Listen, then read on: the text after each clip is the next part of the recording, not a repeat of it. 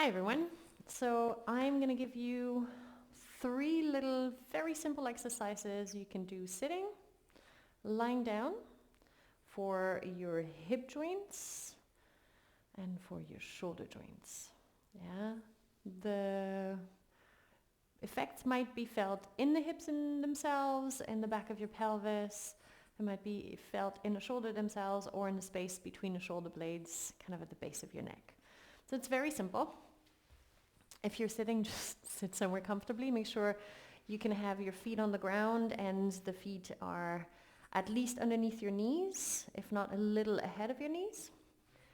And if you do this laying down, which is kind of my favorite version because it means there is no weight, like no gravity or gravity working on you. So you bring one leg into your chest. You start with your feet on the floor, the knees bent to the ceiling, and just bring one knee to the chest. Give it a little gentle squeeze, and then extend the leg up.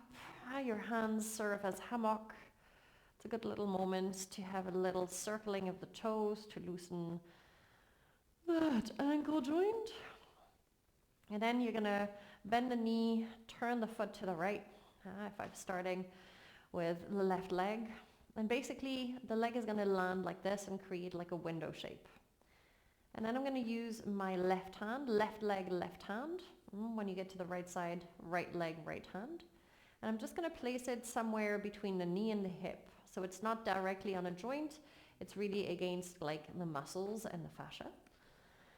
And you can flex your toes on that bent leg, or you can let them relax. Little differences that can work better for you. And then you do a little bit of pressing of the hand and the leg against each other. Again, how much is up to you to decide. And all you do is push the leg a little bit further away until you feel a sense of soft stretching in the hip joint, in the waist, and then you let that go. The counter pressure continues the whole way through, and all you do is repeat. Just push the leg ever so slightly further away, and then as the counter pressure continues, let it come back where it began. And as you do that, you're going to try and really notice what's moving and what you're sensing. So you might be sensing things like a stretch in some part of the leg, hip joint, lower back, pelvis, and then somewhere a contraction. Good. You can do this 3-4 times. You can do this more. But eventually the counter pressure melts away, the hand stays there, and all you do is now move the knee a little bit more towards the middle of the chest and then let it come back to where it began. The hand is just a soft little presence there. And again, you notice what's moving, what's contracting, what's stretching. And keep the movement in a comfortable range. So soft sensations. And now we're going to do the same movement we just did, but with that counter pressure again. Leg and hand pushing against each other as little or as much as you'd like.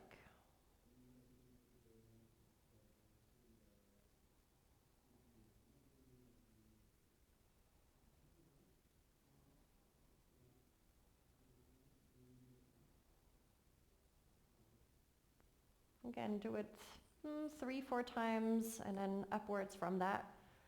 And then you let that leg relax, and you're going to notice if there are any differences, even subtle, positive of course, between your two hips,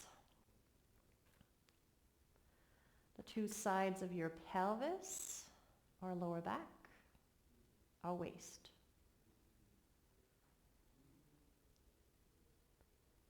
And so what you could expect is that you sense that area kind of more clearly, more detail, more depth.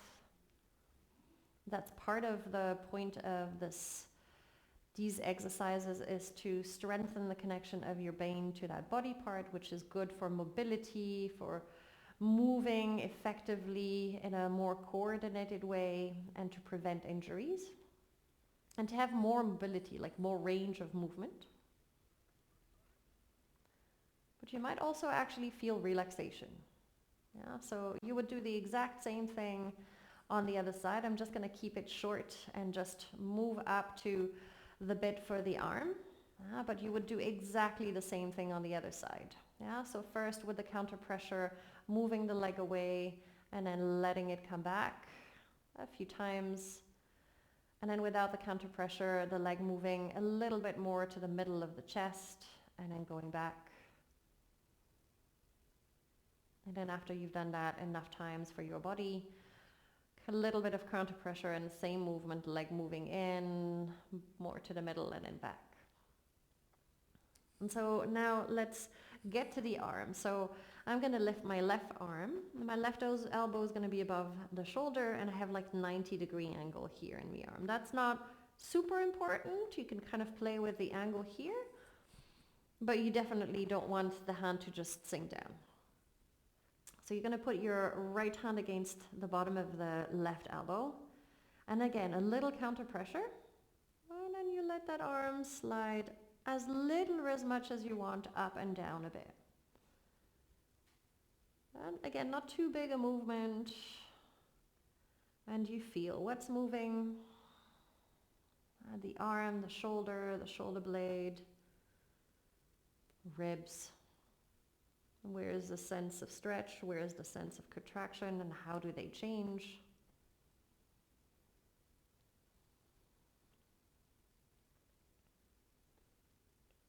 And then after a few repetitions, you're going to put the hand just like a soft presence on the inside of the elbow. And you're just going to let that elbow come a bit more to the center and then come back over the shoulder and maybe a little bit past that as well. Just those soft little movement, noticing what's moving, which parts. What contracts when? What stretches when?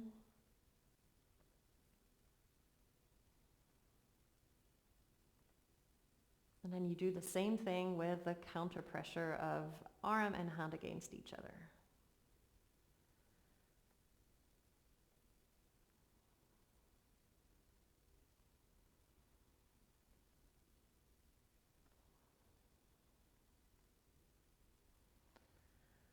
And then again, you just take a little moment, placing your arms in a way that's going to feel relaxed for you. And then you notice the differences. And so another difference you might feel is like, well, that part of my body feels like it's much more harmoniously connected to the rest of the body. And there you go. So simple little things to improve your sense of your body at those specific areas and how they connect to the surrounding areas, which is great for coordination. It's also great to improve your range of movement, so how much movement you have in those joints. It's great to improve efficient movement. It's great to release pain.